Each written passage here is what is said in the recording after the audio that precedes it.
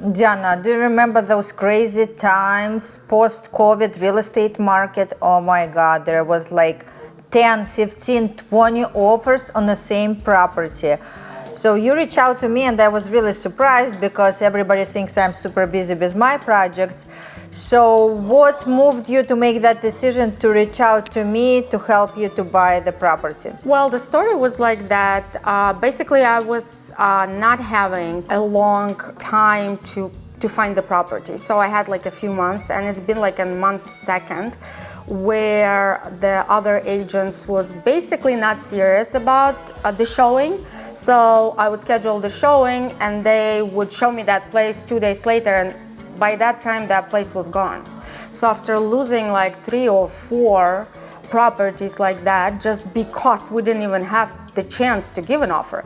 So I was kind of nervous about, we have so much different things to do, which probably was true. I'm not saying everybody was busy at that time. I understand market was really hot. People even were paying like 20,000 more to get the property, remember? Yes.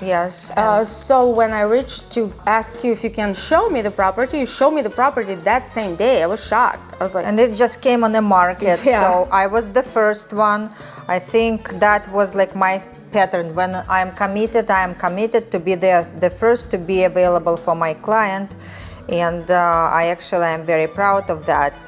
So how many properties did we see together? oh my God, it was more than 30 properties. We almost become lunch and coffee people, remember? We were kind of dating every day. I mean, it was fun time.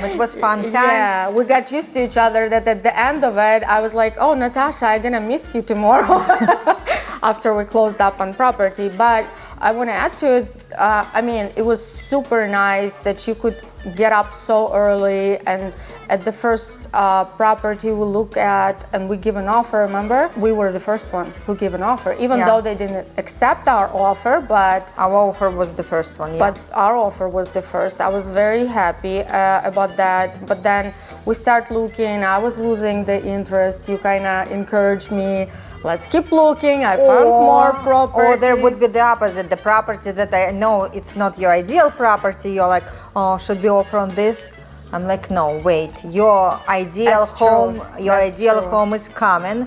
And we actually waited patiently. I think we gotta speak about negotiation tools that we used to win that offer, because it was sale by owner, and owner had, I believe, like 10 offers. Yeah. It was very, very hot property. So I believe we offered that we do no inspections, and we're not gonna ask for any credit as is. Yeah. So because, I'm in the business, you have friend who is JC, we went there, we checked how things are, and this is condo, this is not townhouse, it's not single family home where you have many unexpected issues. So it's kind of easy to check, but for the seller it was a big deal. Plus you were a cash buyer, which is always a huge plus, and we offered over asking price, I believe like probably 10,000 or something. Yeah, we were, and remember we were even ready to go up, but he accepted. He accepted. Yeah, and like, to be honest with you, that's my best dream home right now. I did some construction there. The home actually went up, I think 85,000 at the point after construction. You told me you looked up at the market, and it's been only a year. So I think it's a great investment after all. And it's amazing. It's amazing.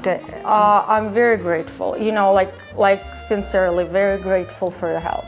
I'm always happy to help. Real estate is my passion. I really love to help people who I enjoy spending time with, and I like looking for properties. Well, and it's such a light place. It feels like good energy, and the seller was a nice guy. We were dealing with that probably in the very bad times when Ukrainian war started. So he kind of felt there wasn't something heartfelt, into yes. it. Yeah, there was something into it. And besides all, the construction went really well. It didn't took that much money to invest into it. You give me some advices on a lot of things into the construction, which I greatly appreciate, because that was my first ever construction, being divorced. So I was like, where do I do this? How do I get this? And it was amazing, because if somebody's like you, showing you, go to that store, buy this, not that, here's the guys who can help you to do that. Compare the prices. Don't waste money on this. Yeah. And this adds value to your future sale, which in the United States, it's really interesting. You go buy home for yourself, but you think how you're gonna sell it in 5 years, in 3 years. Like, life is dynamic here. People moving, people changing jobs, people changing lifestyle. So you gotta consider how you're gonna sell your home in a few years, because you probably will. And it's a beautiful home, and probably next time we can record what kind of updates you did before and after. Nice. It looks beautiful. That kitchen is like, oh wow, oh I my have God. to clean the house first though. But yeah, we certainly should do that, because many things went after your advice, like the bathroom tiles. Remember, you showed me those tiles, and I stole the idea from you, and then I put them, and I'm really liking them. I never thought that I would put such a big tile. So it's nice, it's beautiful, I love it. So yeah, and I love every single day returning home. So it's the most desirable location for me. The stores around, everything is great, no traffic. Close to Wisconsin. I love that too. And yeah, I'm enjoying every day in this place. So thank you so much. Thank you so much for trusting my professional opinion. And I'm always happy to help.